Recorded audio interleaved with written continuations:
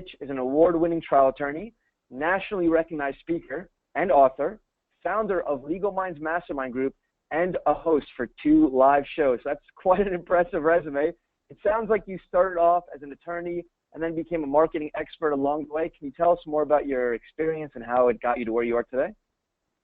You know, I'm still trying to figure out what I want to do when I grow up, David, but I'm all in when it comes to social media and live streaming. I've watched how this technology has completely changed our practice. We were a previously fairly well-known Southern California trial and litigation law firm, but through blogging, through internet, through social media, and especially through live streaming, we've been able to expand our reputation to a global type of experience where we get referrals from around the world almost weekly. And it's been a fun ride. It's a fun journey. And doing live streaming, doing social media makes practicing law fun again. So that's why I'm all in. Awesome, amazing. So give us a little background on what we're going to be covering today in the webinar. What's the agenda? Well, I think what's important is that social media can be a two-edged sword, especially for lawyers and other professionals. If you go about it right, you can cut your way through all the noise and get the time and attention of your audience. If you go about social media the wrong way, it can harm your brand. It can harm your reputation. So, what I'd like to cover today are just 6 or 7 different ways that professionals and lawyers can use social media to share their message, to sing their internal song, to show their human side, and to build their brand 24/7 around the world. Awesome. So we're going to start it off with a little poll for everyone watching and tuning in from GoToWebinar. Switch to your screens to GoToWebinar right now. We're going to launch a little poll. Do you currently have a social media profile for your business? The answers are, I'm assuming most do. That's why they're listening in. So the questions are, yes, I'm very active on it. Yes, but I never use it. No, but I plan on setting one up soon. Or I don't use social media. So, Mitch, take a guess. Do you think most people here have a social media profile account? Well, I think most professionals don't have a proper account set up correctly, and most professionals don't have accounts set up on the correct platform. So if you're already doing this and you're watching today's webinar, you're ahead of 99.99% of the competition for sure. Yep, I agree. So let's see the results. So 50% said, yes, I'm very active on social media. That's good. And 25% yes, but I never use it. Okay, so we'll teach you how to use it. And 20%, wow, it's pretty high. 25% don't even have social media profiles for their businesses set up. That's pretty shocking. So okay, that's good to know. We know who the audience is now, and we'll take it around there. So let's see the first slide, the kryptonite of social media. So explain what this is and why there's a picture of a goldfish on here. Well, 100 years ago, the average attention span of the consumer was about 20 minutes. Today, according to Sally Hogshead in her book Fascinate, based upon studies, it's about 9 seconds, the same attention span as your average goldfish. And it's interesting when we look at the feedback you just got. 50% of your audience is already actively engaged on social media. That's fantastic. But what I have found, and this is just real talk right now, is most professionals are not using social media the right way. So even though they're on the platforms, even though they're engaging, they're not doing it the right way, and they're not getting the results they're looking for. So it's never been more important, everyone, to make a good first impression. We're talking about digital, we're talking about social, and so by doing so, making a good first impression on social media so that you can capture the attention of your audience and brand yourself the way you'd like to be branded. Awesome. Okay, I definitely agree. And obviously, social media is super important. So explain to the 25% of the people that are not on social media why it's so important. Well, listen, if you're not building a digital footprint or digital billboard in today's world, you're not going to be digitally relevant to the rest of your community, to your potential clients, to people referring business to you. In today's world, this little bad boy right here is your most important business tool. And I'm serious. More people around the world have access to a smartphone with an internet connection than they do drinking water, toothbrushes, or working toilets. This is your ticket for long-term success. So while you're building out your platforms, while you're embracing social, and you're creating content that's easily digestible on a mobile device, you're becoming relevant. You're becoming top of mind to your audience. You're allowing people to find you. They're not using the phone books. They're asking their friends for the names of a good lawyer or a good doctor or a good CPA, and those friends are coming across you on the social media platforms. So there's nothing more critical than social media in today's world. And when I speak around the country, David, I'll tell other lawyers, listen, if you're not building a digital presence, you may not have a firm to go to in 5 to 7 years. That's how important I think digital and social is today. I agree. One of the biggest things that you hit on was being top of mind. So just an example for everyone listening, there's an attorney that I follow online on social media. I think I'm friends with him on Facebook. His name is Juan, and he's a traffic attorney, ticket attorney. So yeah, we may have used him years ago. I probably forgot about him, but the guy's putting out such good content and videos on how to get out of a ticket and just really good tips. And it keeps reminding me that he exists. So I think a friend recently in the office got a ticket. I'm like, use that guy Juan. You know, he was top of mind. It happens all the time. And here's the key. The key, and we can sum up everything we're going to be talking about. We're going to be sharing some pro tips here, okay? The stuff that we're going to be sharing today is critically important. Most professionals online aren't even thinking about most of these tips. Here's the secret sauce. Share your human side. Answer the questions in detail that you get asked each and every week by your clients, by your potential clients, by your family and friends with respect to the type of practice that you're involved with. Put it out there. Add value. Develop relationships and show your human side, and good things will happen on social media. I definitely agree. So let's see. Going back to base. Oh, How to Win Friends and Influence People. One of my favorite books. Okay. Well, absolutely. One of my favorite books too, David. And you know what's interesting is as valuable and important and on point this book was when Dale Carnegie first rolled it out in 1937. Still relevant today. Well, multiply it by 1,000. Multiply it by 1,000 because unless you've got the right people skills when it comes to engaging on the digital platforms, you're not going to be going about digital and social the right way.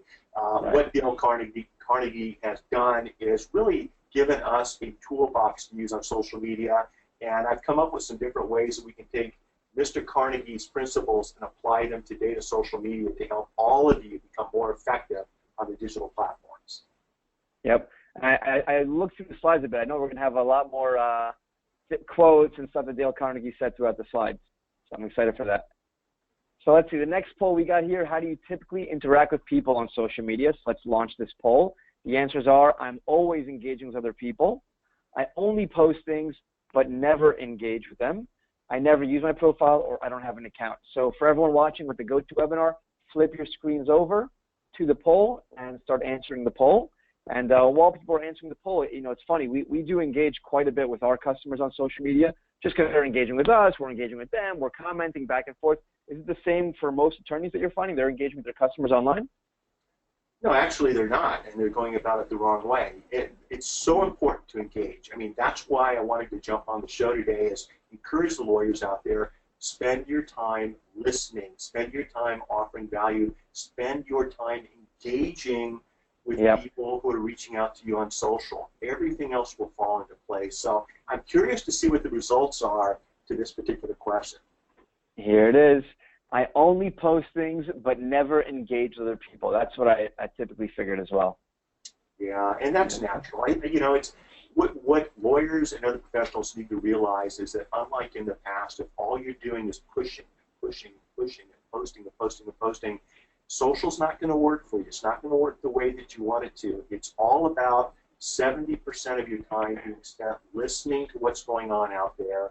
When I say listening, I'm talking about with your ears, with your eyes, watching other people's body language on live streaming, and then adding value and answering the questions and adding good content and engaging in the comments, engaging in the interactions with other people as opposed to pushing out your content, forcing other people to read, watch, or look at what you're doing. That's not the way to go about social media. Right. It's funny you mentioned body language, because I know a lot of people talk about this stuff. So whenever attorneys are meeting with clients, the attorneys should be, like, principle number one, be genuinely interested in the people and your clients, their problems. You know, if a client comes into your office and you're leaning back in your fancy chair, crossing your arms, crossing your legs, you're giving negative body language. Like, you don't seem like you care. Lean in, be interested, care about the client. It's shocking how many people don't do this.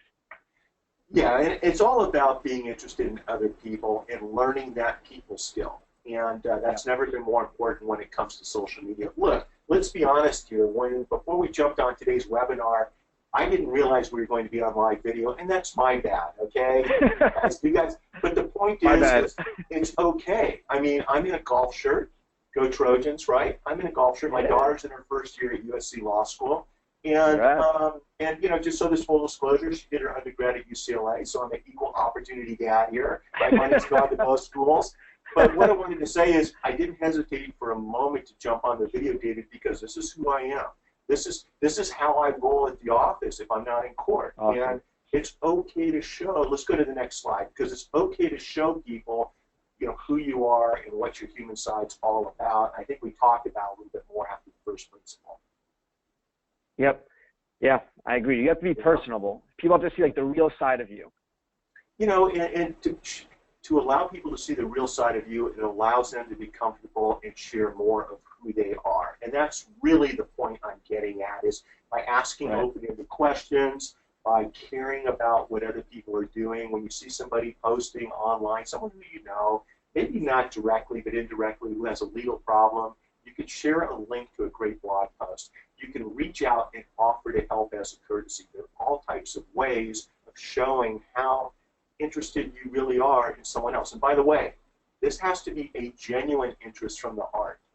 Okay? Right. The BS rater on social media is very, very high, and that's a good thing. That's a good thing, because I want lawyers to be transparent, and I want lawyers to genuinely care about other people. And if you're that type of lawyer, then there's no better or more beautiful platform to be that lawyer on than social, digital, and live stream. Yeah. What I always tell attorneys as well is, you know, like you're in your office, you're in your environment, this is what you wear, cool. You know, your clients need to know your personality, who you are behind the scenes. You know, I'll be very honest. Up until 10 minutes ago, I never saw you, saw a picture or anything, a video chat with you. So I thought, wow, trial attorney, all these cool things you do. I was a little bit intimidated. Oh my God, he's going to be, you know, strong guy in a suit, very straight to the point. But you know, you're cool, you're fun, and people have to see that about you. You're energetic, you know, you're down to earth. So people have to see that about the attorneys they're hiring. So I always recommend putting a little video about yourself on your website, videos on Facebook Live that we're doing now. People need to see who they're hiring. Well, and listen, here's the thing, David. First of all, thank you. Our three greatest assets in today's busy and crazy world for all of us, it's time, attention, and our ability to show our human side. And if you remember that when you're engaging on social media, on the digital platforms, you know, respect other people's time, put out good content, make it short and sweet, respect other people's attention, show your human side, and understand that they're going to be doing the same with you. That's the way you connect online. So I'm glad you felt that way, because that's what it's all about, is just being yourself, you know. And it's interesting, you know, while we're doing that, when you're sharing online, when you're posting online, especially when it comes to live streaming, where you're looking people in the digital eyeballs, you know, you want to do so when you're in a good mood, when you're smiling on the outside and when you're smiling on the inside. It's critically important. Nobody likes engaging with an Eeyore on social media. That's not going to help your brand. It's not going to help your clients, get new clients in the door. And I just thought it was really, really important that we remember to focus on smiling externally and internally when we're engaging on social media. So the art of smiling. A warm smile is the universal language of kindness. You know, it's funny that always a lot of books say, you know, when you walk into a room, smile. When you meet someone for the first time, smile. You're going to get a smile back. And I randomly, subconsciously, I'll be in a grocery store shopping and I'll just smile at someone. They'll smile right back at you. You know, smiling is so important. I don't think people do this enough, honestly. There's an old Chinese proverb, I'm not sure if it's up here, but it talks about how a man without a smiling face must not open up shop. There you have it right there. Yeah. And I just love that. And I'll tell everyone right now, if you're having a bad day in the office, if you're stressed out as a lawyer, you just got back from court and a hearing didn't go the way you wanted it to go, push yourself away from social. don't jump on a live stream. Don't start tweeting. Don't write that blog post, because your content will reflect how you feel. And I know this might sound basic to people, but think about this, everyone. How many times have you jumped online and you've read a post by somebody that's talking about what a depressing day they've had, or how upset they are about opposing counsel? That's politics these days. Not the way you do the relationships. I'd like everyone to think about when you walk into a room, a bar association meeting, a friend's birthday party or dinner late at night, you walk into that room. Think about walking into that room with a big smile on your face, with a positive attitude, giving out lots of love, lots of hugs to your family and friends, as opposed to walking into that room with a big scowl, upset. The same thing works when you walk onto these digital platforms, and it's important for all of us to remember that. It's not always easy, trust me. It's stressful with what we do for a living, but it's always necessary. Yeah, I agree. And one of the funny things that we do in our office, actually, whenever we're talking to customers or even leaving a voicemail, we train everyone, when you're leaving a voicemail, smile and be like, "Hi, this is David calling from PracticePanther." Because naturally, when you smile, your tone of voice changes, your energy changes. So for everyone listening on the line, maybe it's time to train your paralegals when they're leaving voicemails to your customers. Smile when leaving a voicemail. We always do that. A lot of call centers, they have a picture of a smiley face in front of their screen to always remind them to smile on the phone. It comes across. I love that. I love that. It's great advice. Yeah. So what's principle 3? Well, David, it's all about using people's names.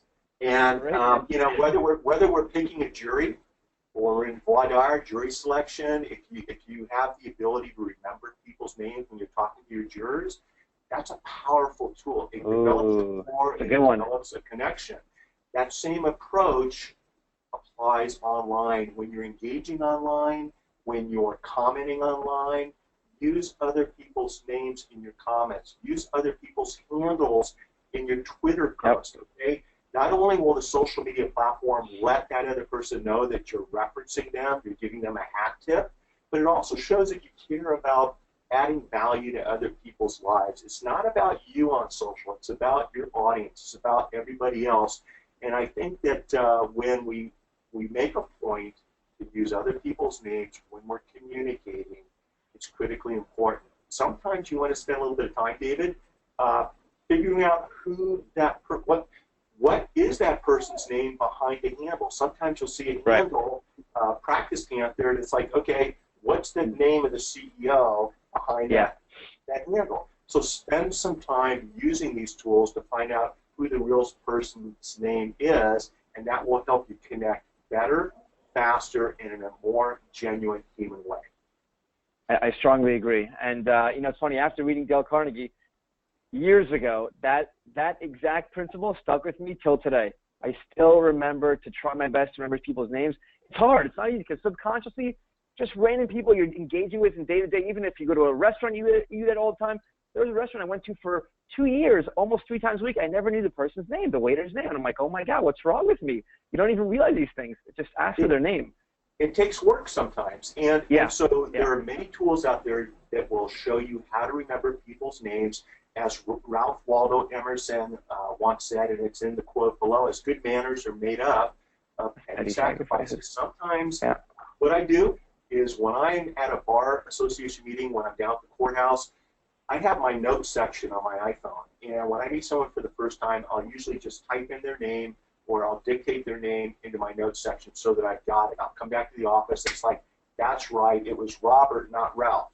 And I'll make an effort to write down everybody's name who I meet, and it works really, really well. It's not always easy. It's not always convenient, but I found over the long term it really helps me build really good connections, David. So it's something that everyone needs to work on social media, definitely.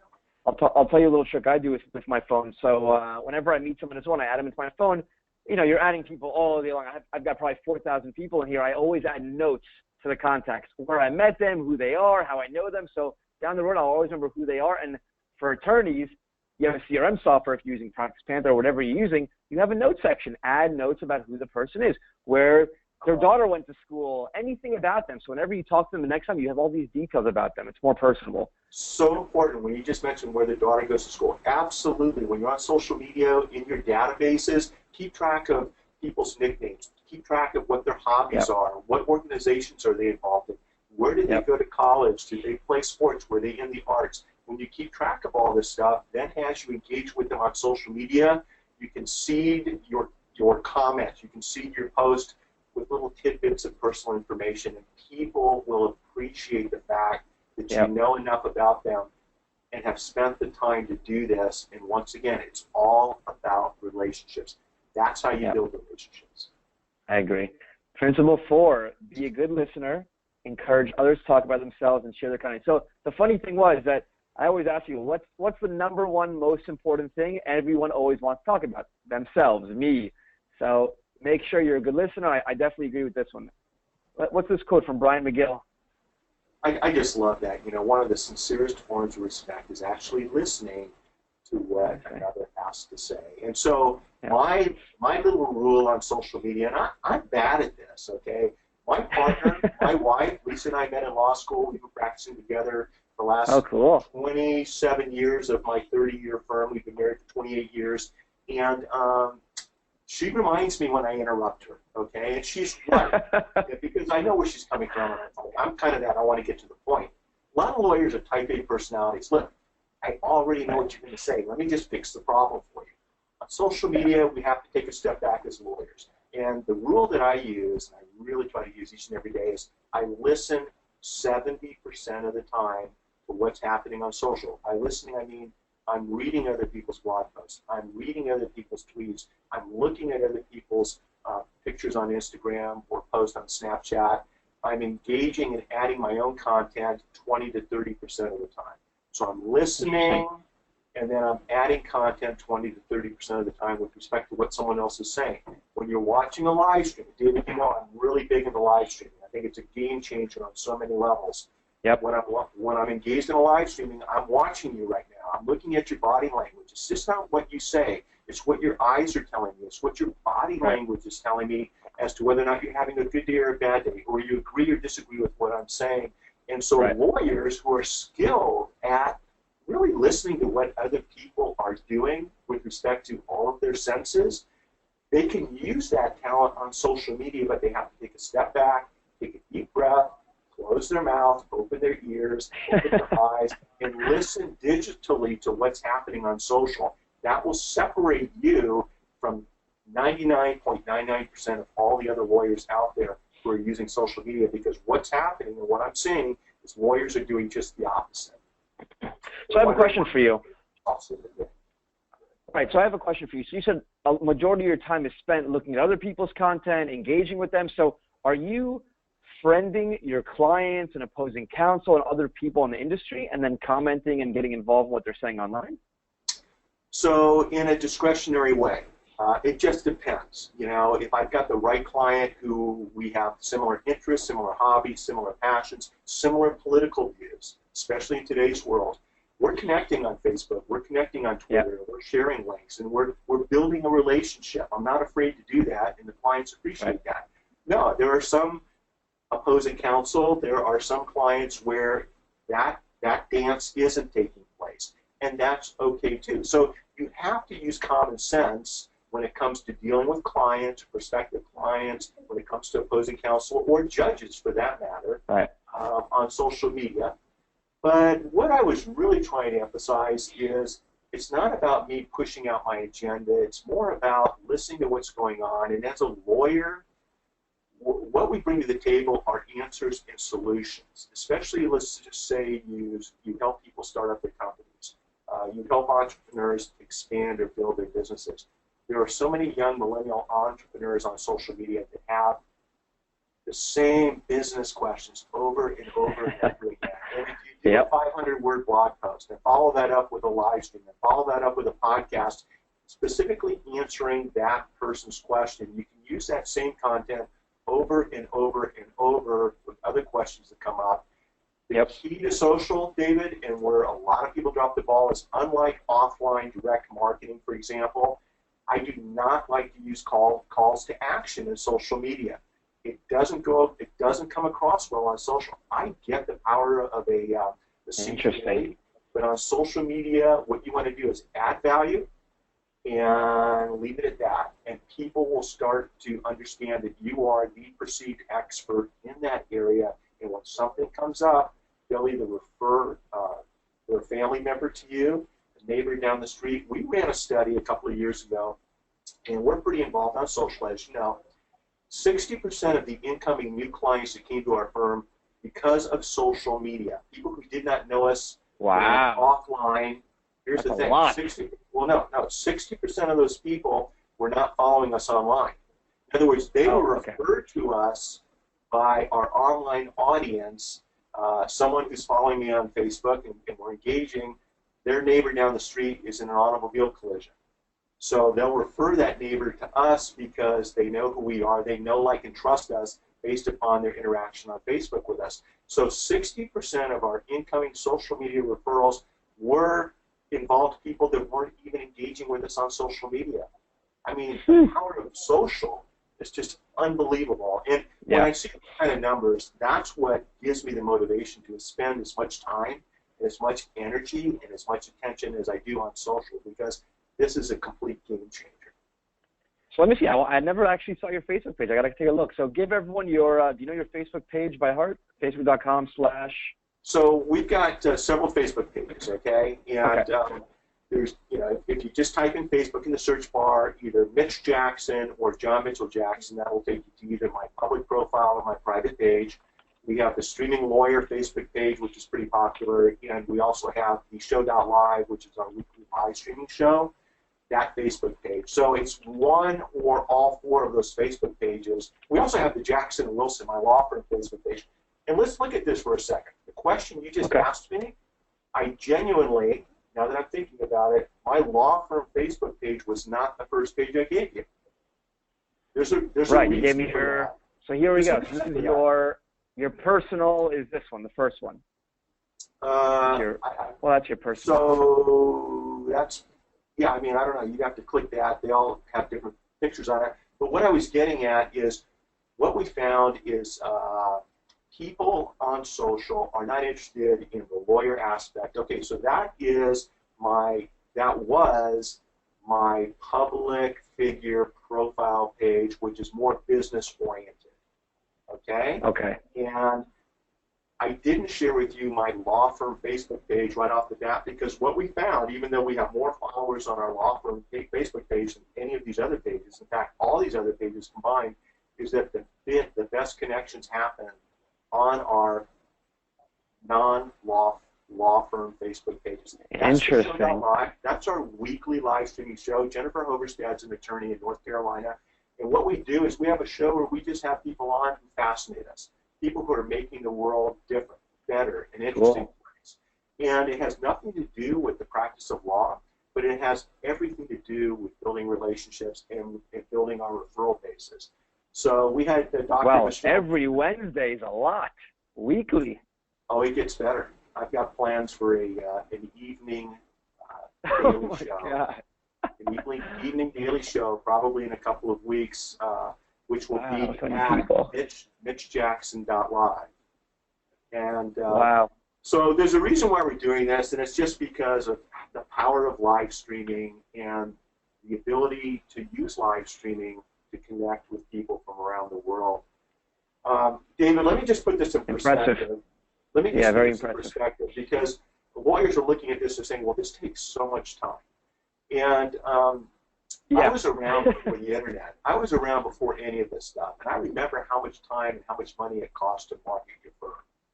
And I didn't really like marketing myself that way anyway. It just felt too artificial. With social media, you can be yourself. You can show your human side. But just a couple of weeks ago, a friend of mine reached out and said, hey, you may not know this, but David Merriman Scott is at he's speaking on stage at a Tony Robbins Mastery event in Florida. 2,000 people in the audience, $10,000 a pop per ticket to be in that audience. And he just spent the last 15 minutes talking about you and your law firm using a concept called newsjacking. And that video is at my my live streaming social media blog. It's streaming.lawyer. And that's where I share my social media stuff and tips and things like that. It has nothing to do with my catastrophic injury or wrongful death. And the video's there. There's a couple of different videos. the point is, had we not been doing what we're doing, David would not have shared, time about our law firm from the stage. After that event, he reached out to me and invited me to join him on stage in Las Vegas in August at the next business mastery event in front of 2,000 people. What's the ROI of something like that? What's the visibility of something like that? So it's a matter of being top of mind. It's a matter of using these platforms to get your brand, your image, your name, who you are out into the general public and shine and have fun doing it. And if you do that long enough, because this is a marathon, this is not a sprint, and if you do this long enough, if you seed your crops and you cultivate the land and you build this up over time, without exception, I've watched my friends do this, good things happen down the road. So I could go on and on and on, but I know we have some more stuff. You just cut me off. You become a thought leader in your space. That's the idea. I mean, we actually have a good relevant question I'll ask you right now from one of the people in the line, Nancy, who joins all of our webinars. Hey, Nancy. So she asked, why is it advantageous to have multiple Facebook pages? Now, I think in your scenario, you have multiple ones because you have your personal, you have your law firm, and then you have your stream and your other shows. So each one has a different kind of brand that you're trying to create, correct?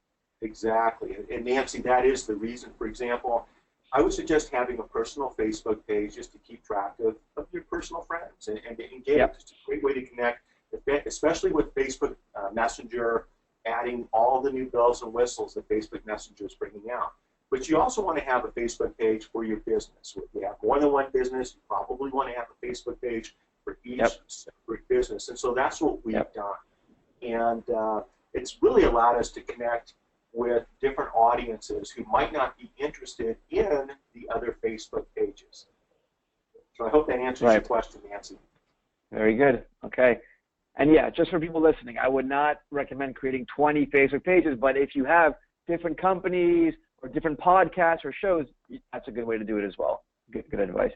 Principle 5, talk to people about their interests and the content they share. So you kind of mentioned this before already a little bit. I did, and what we didn't talk about though is, the way we do this is we ask open-ended questions. On social media, just like you would in the offline world or when you're picking a jury, ask open-ended questions and then stop talking and start listening and watch what happens. Because when you get other people to start sharing themselves with you online, their hobbies, their passions, their interests, their business needs, their family activities, the awards their kid won last night, at a football or soccer high school banquet. That's where the connections happen, and that's where the information's exchanged, and that's how you can figure out how to add value to somebody's life when it's the appropriate time to do so. Right. Any typical posts you'd recommend people posting online about their firm? Maybe like to all of our clients, we're doing a survey. What would you like to know most? What do you look for in an attorney? Anything like that you'd recommend? Well, yeah, and what I would recommend is that the attorneys step back and look at what they're doing in the community. Are they involved in the local Rotary Club? Are they involved in their local church? Are they involved in the Boys and Girls Club? I would suggest what you do is you use social to show your human side with your out-of-office community activities, whether they're local, national, or international. Share pictures, share live streams, share blog posts about events in your community and how you as a human being and your family members are supporting those activities. There's no reason why you can't share that in your law firm blog. And I think that's what connects all of us as humans. That's what's going to result in referrals to the firm. It's not because of the award you just won. It's not going to be because of a verdict you just came down with. It's because of all of these other things. I shared a live stream video, David. I like to fly drones. I've done a lot of crazy things in my life. Cool. Rotor race motocross for 38 years, hang gliding, sailboarding. I'm getting too old for that stuff now, but I love flying drones over the ocean. So I'm live streaming on Periscope a couple of months ago, and I've got several hundred people watching the live stream. Hey, Mitch, fly over the surface. Hey, Mitch, fly over the rocks. But this lawyer from New York is interested in getting a drone, so we start engaging in real time while I'm flying, and a week later he referred me a big case from New York here in California. It had nothing to do with the practice of law. It had everything to do with just being myself at 6:45 in the morning down at Strands flying my drone. So lawyers need to understand that there's a whole other way to connect with people out there than your traditional, boring, run-of-the-mill law firm marketing, which I will never do again. Yeah. I think a lot of attorneys come out of law school and they start their own firms and think, okay, I have to be like this professional, corporate, in-the-box attorney. They don't realize they can have a personality. They can show who they really are. I think it's very important. And one of the, I forgot what book it was, but I think it said if people trust you and they like you, they will do business with you. It's not enough that you have all these fancy words. Like you said, they have to trust you and like you and know who you are as a person, and they will do business with you. And then you integrate all of that stuff later. There's ways to see your audience when an award comes down or when that business thing comes down. And by the way, can we go back one more to Principle 5? Because what I was going to talk about where it says talk to people about their interests, there's an example, and I'm not sure it was in Dale Carnegie's book, but it was President Roosevelt who would spend time reading about somebody who he was going to meet the next day in the White House. Oh, wow. The Oval Office. He would spend time researching the guests that he would be meeting, and it allowed him to connect. We can do the same things now with Google and some of the other platforms out there. Before you pop on, before you have that meeting, before you engage in someone's blog post or a Facebook post, spend a little time to figure out who you're engaging with and incorporate some of that personal information into your comments, and that will help you connect and stand out above all the noise on social. Very good. I like it. Let's see. Principle 6, be sincere. Make a person feel important by what you say, and post and do. So another quote. Okay, explain this one. Especially for the lawyers out there, right? Be sincere. And I say that with love, guys. I married a lawyer. My daughter's married a lawyer. Me too. A judge. So I speak from experience, and all I'm saying is, go out of your way to make it less about you and more about everybody else. And it's oftentimes, and it's not a natural thing for a lot of professionals to do, because we've spent all of our lives and all of our money getting our formal degrees, right? Learning our crafts. And sometimes it's tough to kind of push that aside and make the conversation about the other person.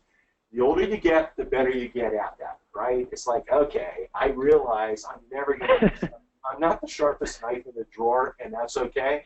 And so just always focus the conversation about the other person. And when you do so, do it in a genuine fashion, okay? Be real. Don't be fake.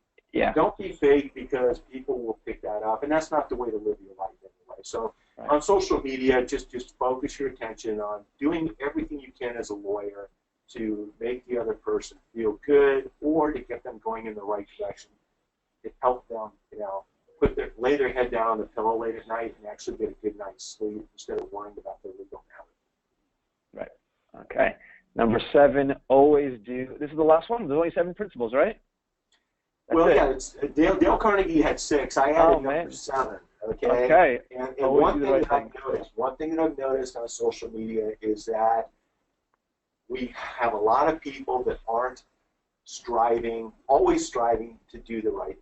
And as a lawyer, as any other professional, we're in a unique position where a lot of us through our training, we know the difference between right and wrong. We know the difference between gravitating into that gray area, that ethical region that we probably shouldn't be in. And I think you can be a leader. And I think that you can show other people that it's okay to do the right thing by example. And on social media, if you develop that type of reputation, if you focus that aspect or element into your brand that you're building, nothing but good things will happen. You may catch some slack right off the bat because you're not diving into shaming somebody else on social, but if you stand up for somebody and do the right thing, I think good things will happen down the line. I agree. A lot of good quotes here. I like these. Trying to become a man of success, but rather try to become a man of value. Very good. So, all right. Wow, I can't believe this is over already. I want more principles. That was quick. Yeah, go ahead. Here's the thing. This is changing so quickly. And I found it interesting that Carnegie's principles from so long ago continue to be even more important today. And so for those of you that want to build out your brand on social media, on the major platforms, I highly suggest that you do it. I highly suggest that you do it focusing on developing your people skills. If you don't mind me giving a plug to a friend of mine's book that's one of the best. Yes. best people skills books I've ever read, and I won't even mentor a young trial lawyer today unless he or she's read this book. And it's a book called Adversaries into Allies by Bob Burr. It's one of the best people skills books I've ever read.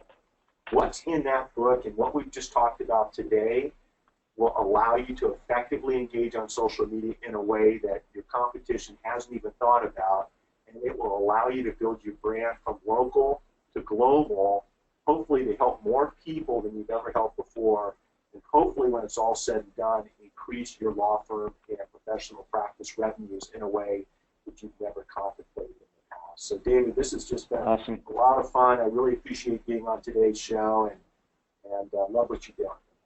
Thank you. I appreciate it as well. Thank you for being with us here. And just for everyone, this is wrapping it up. So if you have any questions, now is your chance while you have Mitch on the phone with us. So ask your questions in the GoToWebinar, pop it up on screen, ask away. Mitch, before we get to the question, I want to thank you again for joining us. For everyone listening, this webinar was recorded, so if you do want to review it, we are going to email it to you right after we finish. And Mitch, a lot of people don't know what you do full-time, so tell us a little about your firm and how you work with other attorneys and what you do for a living. So our firm focuses on helping people that have been harmed by others' wrongful conduct. We are a catastrophic injury and wrongful death law firm. That's what I enjoy doing. We're known here in town for our litigation and trial results. I love litigating cases. For me, it's like Friday night football in high school. That's just what I like doing, is going into court and taking on the other side's bully. But we're also active in the community. I mean, one thing that Lisa and I really enjoy is the Rotary Club. We're both past presidents of our Rotary Club. We're both highly involved in our local communities. I happen to be our Rotary Interact District Governor this year, overseeing 50 to 60 Interact clubs, which is Rotary at the high school level, 12 to 18 years of age.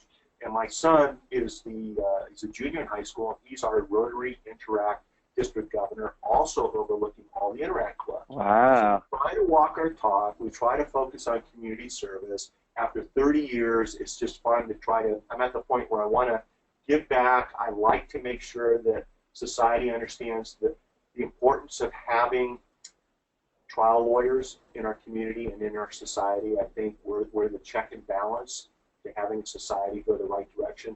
And so my involvement in everything that we talked about, it genuinely does come from the heart. I love helping clients. I love building practices. And I love helping out our local community, especially through the Rotary Club. So that's really what I'm Awesome. Amazing. Amazing. Good to know. So the first few questions started coming in. Nancy asked a question about a few slides before. How do you get started with doing live streaming or a podcast? So I'll start off the live streaming, so I've never done a podcast before myself. So with live streaming, you just go on Facebook, you go to your Facebook page or profile or business page, and you click the little record button for Facebook Live, the video icon. And if you have a webcam like us or on your computer, you just go live. You can do it from your computer, you can do it from your iPhone, from your iPad, any way you want. Just be sure you don't mess up, practice before, because it is live, and there's no second chances, and people will see you. And then you could also boost the post after the Facebook post has been done. You could boost it, which means you could pay for it, $10 to increase the visibility so more people can see the post afterwards. Anything to add to that? No, I mean, that's it. That's a general overview. And I think what people need to understand, Nancy, is that it's okay not to be perfect when you're live streaming. As a matter of fact, it's better to show your flaws. It's better. Right. A lot of lawyers won't come on live streaming because they're worried about using the wrong words. They're worried about how they look. They're not going to come across the right way. I get all that. It doesn't matter. It's about showing your human side. I will let everyone know, David, that at my mastermind group, I have 2 free articles that explain everything you need to know about live streaming. I mean, awesome. With your permission, I can give the link out, but I don't want to step on your... Yeah. So go ahead. Let's do it. Here. My LegalMinds membership mastermind is legalminds.lawyer. And if you go to legalminds.lawyer, it's a mastermind group for lawyers, helping lawyers with their digital efforts. And it's a community to support each other. What you'll find when you join my newsletter is you'll get 2 links. The links will show you how to properly do a live stream on all the major live streaming platforms, and it will also give you a link to another article. It's free. You can unsubscribe from the email list once you get it. It doesn't matter to me. hopefully you'll stick around. But the other article shows you 12 ways. Once you do your live stream on Periscope, for example, Periscope is a live streaming app that allows you from your phone, you press a button and you're live to the world, and it shares on Twitter. It's also called Twitter Live. But once you do that, you can press a button, you can download that video to your phone, and you can repurpose that live stream video to 12 different social media platforms. So that live stream that you just did can be shared also on LinkedIn and Instagram and all the other platforms. And so it's a great way to save time. You do something once and you repurpose it 12 ways, and you're really amplifying your brand across all of the digital welcome mats. And that's what I think of social media apps. These are digital welcome mats where it allows people to walk up onto your mat and ring your law firm doorbell and start that human interaction, that human relationship. And so rather than just jumping on a live stream, I would first read either my articles or somebody else's online and make sure that you're going about some of the steps correctly. Because you do want to be prepared when you're live streaming. You do want to have a game plan. Yep. Time and attention are so valuable right now. If somebody's going to spend the time to watch your live stream, then make sure you've got a plan. You're going to be talking about a specific topic, something like that. And I cover all of those in the free reports you get when you jump on my email list. So hopefully that will help you out. Yeah. One of the tips I have for live stream also is whenever I'm doing it, if it's just me myself, I'll have a bullet point list in front of the camera, and I just know what I have to cover on the live stream, or someone's even holding it for me. So that's another good tip. How about but David, real quick, a couple of my most successful live streaming efforts have been, taking a run to the beach.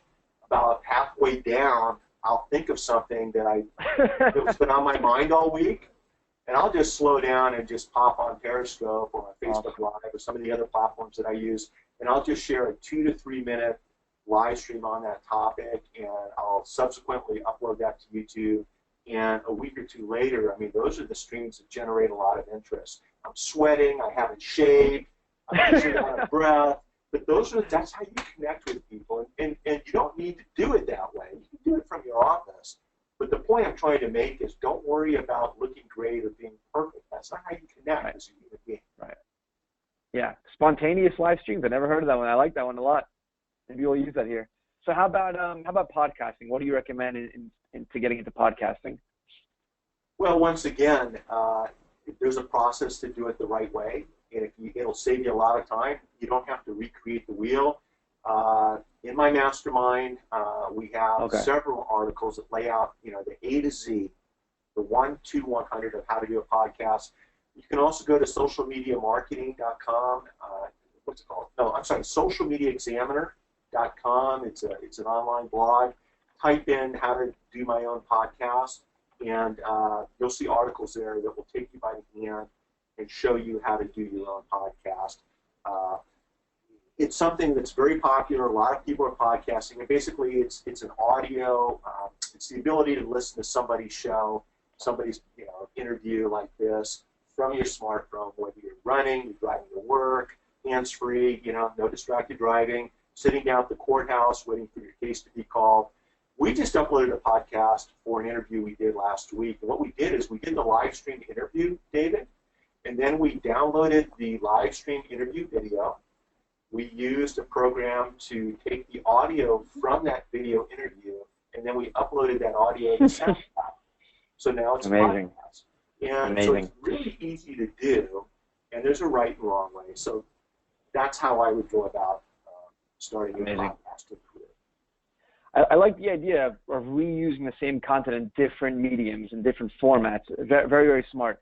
And I just got to tell everyone listening in, because this is my first time seeing this website that you just brought up.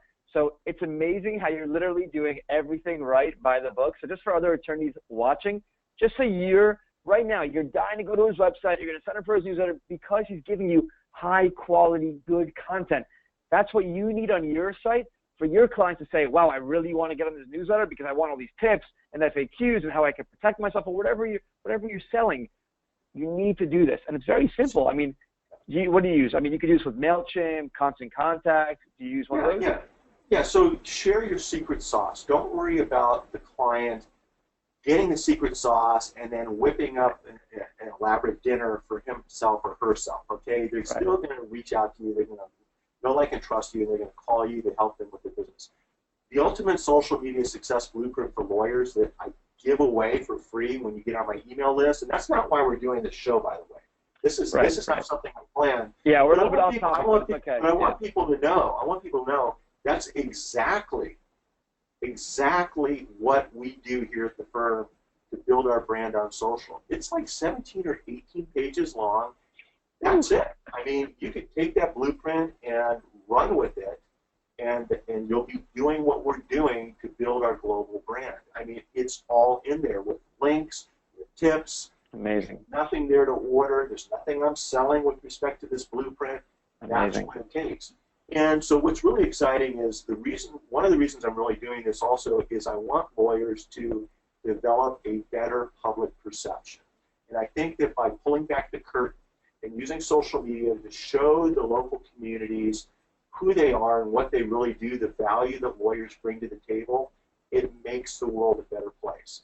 It's better for us as a profession to show the community all the hard work that we do. And I think social media allows us to do that, assuming you go about doing it correctly. So that's really a big part behind putting that blueprint together. Agreed. Well, you're doing everything right, so keep doing it.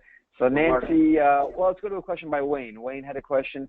What are your thoughts about double dipping for social media content? For example, doing a short live stream where you discuss further a recent blog post. So, I mean, we just mentioned, using the content a few times. So I definitely recommend doing it. If you call it double dipping, whatever it is, but I mean, we do it as well. This webinar is going to go to our blog right now. It's going to become a blog post. It's going to be a Facebook post. We're going to schedule it in a month on Twitter.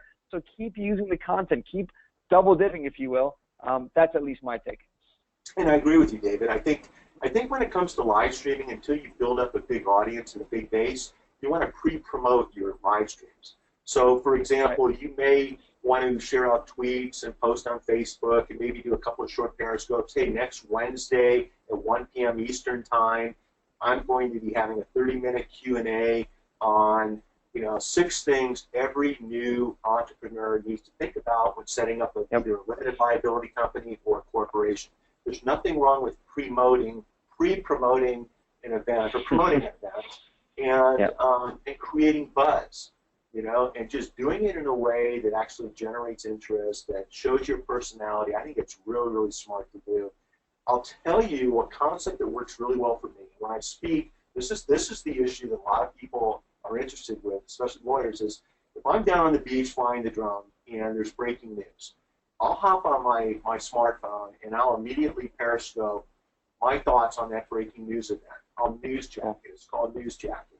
And there's a right and wrong way to newsjack. If you're interested in doing this, go to David Scott's website and get his course and learn how to do it correctly, because it's a two-edged sword. But I'll do a quick newsjack of that breaking news story, and usually by the time I get into the office, I've got phone messages from reporters, from evening television shows who want to interview me about what I just shared. Now, the first time I did this, I was talking to crickets. There wasn't anybody listening, all right? But it's something that, like I said, this is a marathon. You start building your reputation. You start getting your followers. The point I'm trying to make is, if you call that double dipping, I'll send the teaser out on live stream as to what my thoughts are on this breaking news story. An example might be when Ryan Lochte down in the Rio Olympics was caught mitigating honesty with respect to what he allegedly said to some police officers. Right. I immediately jumped on that story and talked about how important it is to tell the truth in business, how important it is to be honest in your business transactions, both as a lawyer and an entrepreneur. It didn't have anything to do with my business or hire me if you've been accused of lying. It has to do with the importance of being honest with your audience. And shared that, came in the office, followed that up with a short 200-300-word blog post. I embedded that video, which I downloaded from my phone and uploaded to the blog post. And during the course of that week, I had reporters and interviewers reach out to me to further comment on that news story. So that would be an example of how all of this works together. You've got to put your stuff out there so that when people are looking for an expert to talk about that topic, they're going to be finding you in Google, on social media. Interesting. So it's a very powerful topic or approach called newsjacking, and it's been something that I've really enjoyed doing too. But once again, you want to make sure you newsjack the correct stories in the right way and with a positive twist. I like that a lot. I've never heard of that before. I think we're going to start newsjacking every day now. Yeah, that's a good one. Before we get to the next question, I want to share some of the contact info. So if you need to reach Mitch, do you use Twitter a lot? I have your Twitter on screen. Big fan of Twitter, and I've made some amazing connections on Twitter, both publicly and with direct messaging. So everyone connect with me on Twitter at Mitch Jackson. By the way, everything we're talking about, when I share a post, when I do a live stream, when I'm doing a podcast, that link eventually gets redistributed on Twitter. And so if you want to see what I'm talking about and kind of model what I'm doing, if you follow me on Twitter, you're going to see these links, you're going to see these tweets, and you're also going to see a very genuine individual that's interested in some of the political issues that are taking place today. And that's not for everybody, but that's who I am. And so you'll also see my perspective on some of the breaking news that you're seeing. And if you like it, that's great. And if you don't like it, I tell people, well, then just stop following me. That's the way it is. You know what I think you do very, very well? There's a great book out there, before I mention the name, because I think you've interviewed this person before. I wanted to ask you about him, where people, every business owner, not just attorneys, they're just posting stuff about themselves. Hire me, hire me, hire me. This is why we're good. We're the best. We're the best. It's just too much about yourself.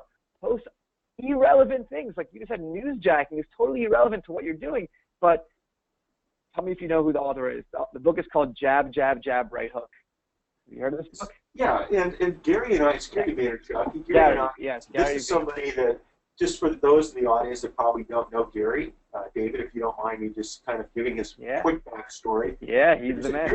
Here's an immigrant in New York whose parents had a fairly moderate liquor store on the corner of downtown New York. And fast forward to today, Gary started a daily wine video show where he talked about wines in a blue-collar way, to be honest with you. And that show got him on Conan O'Brien, it got him on David Letterman, and some other, the Ellen Show and things like this, where he's been able to build his brand such that he now is the CEO of VaynerMedia, 700 employees. I think their average client spends $75,000 a month, and his goal is to buy the New York Jets.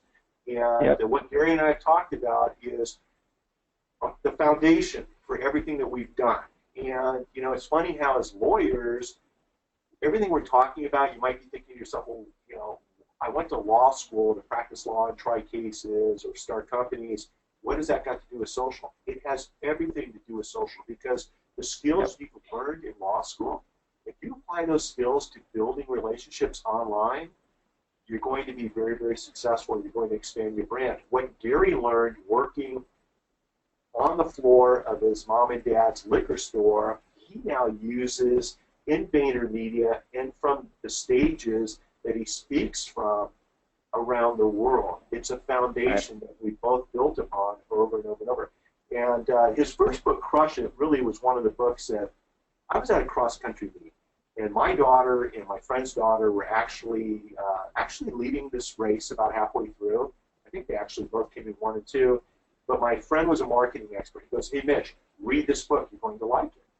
Now, we had been doing videos, and so he knew that I was already all in on videos, but I wasn't doing them the right way. And I read Crush It, which was Gary's first book, and the light bulb went on. That was back in, 2008, 2009, something like that. And it's just something where I want to really encourage people to take a risk, be brave, do things differently than everyone else in town. If you're marketing your practice, if you're practicing law like everyone else in your community, you're doing it wrong. You're never going to You want to be the purple cow, right? You want to be the Seth Godin purple cow, absolutely.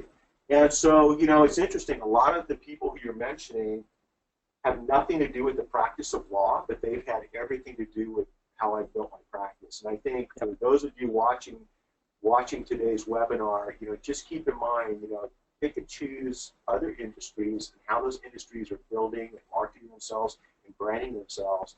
And then with respect to digital, how can you bring that into your law firm and make a difference. One of the big things that's worked really well for members of my mastermind group, David, and I'm just going to share it with everybody here, for those of you still here, this is really, really powerful, is each day they do a 30 to 60 second video clip.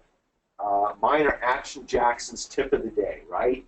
And I share 30 years of business, legal, and entrepreneurial tips with you each and every day in short 30 to 60 second sound bites. And I'll pop on my phone from wherever I am. I'll shoot a 30-second, I'll hold it like this. I'll shoot a 30-second, 60-second video.